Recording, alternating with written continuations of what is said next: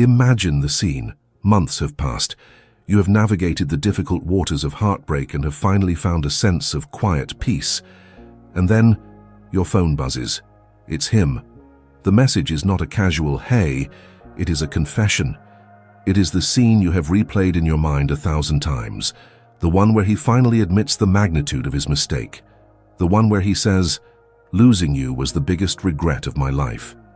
This is the fantasy that lies at the heart of so much pain. It is the desire not just for revenge, but for acknowledgement, for validation, for the story to have a final chapter where your true value is finally and undeniably recognized. But what separates the woman for whom this remains a desperate fantasy from the woman for whom this becomes a calm and almost inevitable reality? It is not luck. It is not fate. It is not about playing games. It is a specific and profound psychological shift that takes place entirely within her. She does not change his mind by focusing on him. She changes his reality by focusing on herself. This video is about that shift. It will not teach you a manipulative tactic to text him or a trick to get his attention. It will reveal a 7-word phrase. But, as we have discussed, this is a phrase you will likely never say to him. It is a phrase you will say to yourself, an incantation that begins a profound internal transformation. It is the key that unlocks a new energetic signature, a new way of being, that makes the echo of his regret not just a possibility, but a psychological certainty. Before we can reveal the 7-word phrase, we must first understand the deep and often misunderstood psychology of the very emotion we are seeking to inspire: regret. This is the first and most critical lesson. Regret is not an emotion that can be forced, demanded, or argued into existence. It can only be realized. Regret is an emotion born of contrast. It is the painful and profound realization that a past choice has led to a present reality that is inferior to the reality that could have been. It is a self-generated conclusion that what I had was better than what I have. A man does not feel regret because you tell him he should. He feels regret when he, on his own, looks at his current life and, in comparison to the memory of his life with you, finds it lacking. The common mistake, the one that almost every woman makes in the aftermath of a painful separation, is that she tries to force the feeling of regret by showing him her pain. She believes that if he can just see how much he has hurt her, he will feel the weight of his actions and come to regret them. And so she sends the angry texts. She makes the tearful phone calls. She posts the sad, cryptic quotes on social media. But this is like trying to make a person feel cold by shouting at them, "You should feel cold, it's freezing in here." It does not work. It only creates annoyance and resistance. In fact, her broadcast of pain, of anger, of drama has the exact opposite effect. It makes his current reality, the reality without her in it, seem peaceful and preferable by comparison. Her pain does not make him regret his decision. It validates it. He thinks to himself, "See? I was right to leave. This is the chaos I was trying to escape." The path to his regret, therefore, is not through a demonstration of your pain. It is through a quiet, undeniable, and powerful demonstration of your value. A man is not attracted to your pain. He is attracted to your power. He does not regret losing your tears. He regrets losing your light. The journey to making him regret losing you is not about making him feel bad. It is about you building a life for yourself that is so good, so peaceful, and so full that his absence becomes, by comparison, an undeniable loss. He must come to the conclusion of your immense value on his own. And he can only do that when you stop trying to convince him of it and instead simply become it. So what is this mysterious 7-word phrase that holds such alchemical power? At this point, you may be expecting a clever, witty, or cutting line to text him, a phrase designed to be a perfect psychological arrow aimed directly at his heart. This is the first and most important reframe. The 7-word phrase is not for him. It is not something you will ever say to him, text to him, or post for him to see. It is 1,000 times more powerful than that. It is a sovereign vow that you will make and keep to your own soul. The phrase is this: "My peace is not up for negotiation."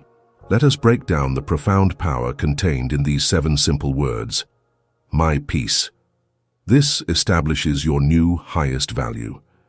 For months or perhaps years, the highest value in your emotional world may have been the connection, or his love, or us. You were willing to sacrifice your own inner peace to preserve the relationship. You endured anxiety. You accepted less than you deserved. You walked on eggshells, all in service of keeping the connection alive. These two words declare a revolution. You are stating that there is now a new king in your inner kingdom, a new, non-negotiable priority. And that is your own inner peace. Basao is not up for. This is a declaration of an unshakable boundary. It is not a request. It is not a hope. It is a statement of fact, a fundamental law of your new reality. The phrase is not, "I wish you wouldn't disturb my peace," or "Please, can we have more peace?" It is a definitive closing of a door. Negotiation. This is the word that contains the alchemy. To negotiate is to be willing to give up a part of what you want in order to get a part of what the other person is offering.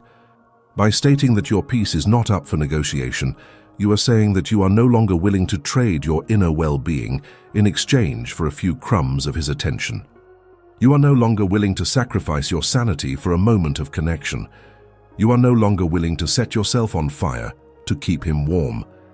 This 7-word phrase is the constitution of your new sovereign inner nation. It is the one law from which all other actions will now flow. When you feel the compulsive urge to check his social media, you will silently say to yourself, "My peace is not up for negotiation," and you will put the phone down. When you are tempted to send that long explanatory text, you will whisper to your own heart, "My peace is not up for negotiation," and you will delete the message. When your mind begins to spiral into the obsessive loop of what if, you will take a deep breath and you will declare, "My peace is not up for negotiation," and you will bring your attention back to your own life. This is not a phrase designed to manipulate him. It is a phrase designed to heal you. It is the master key that unlocks you from the prison of waiting and returns you to the throne of your own life. And it is the embodiment of this very phrase that will, with the certainty of a law of nature, create the profound and undeniable echo of regret in his soul. This 7-word phrase is more than just an affirmation. It is an act of psychological revolution.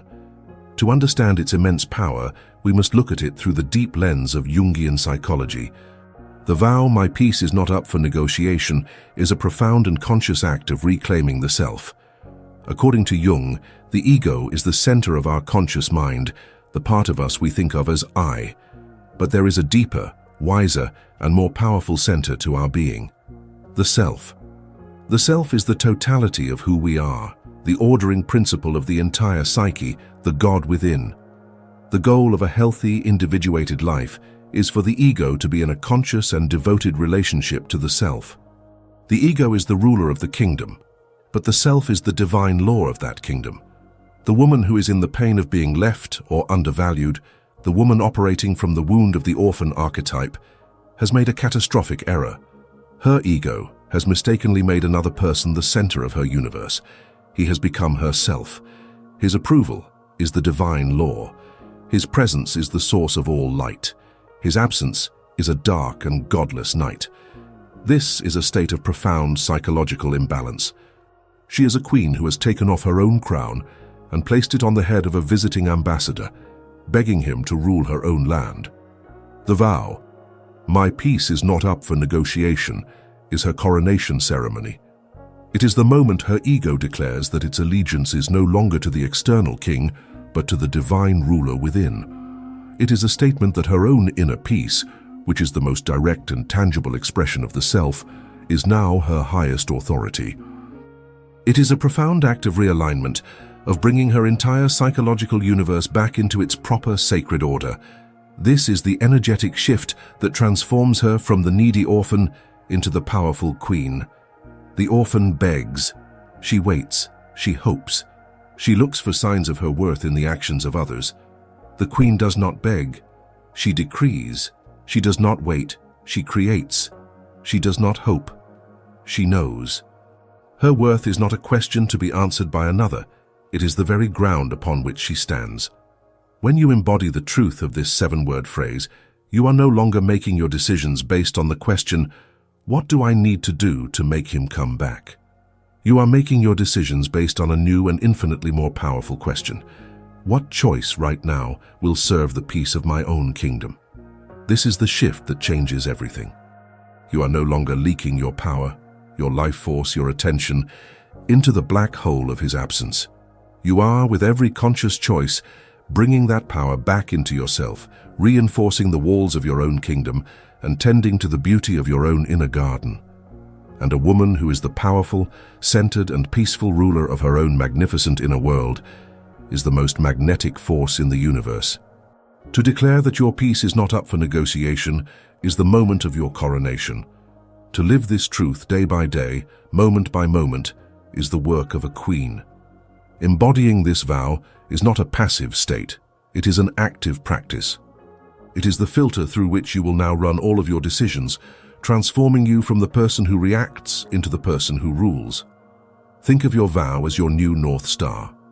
In every situation that tempts you to fall back into the old pattern of the orphan, you must pause, look up to your own inner sky, and ask, which direction leads me closer to my peace?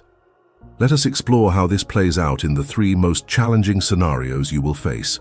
First, the digital kingdom, your social media.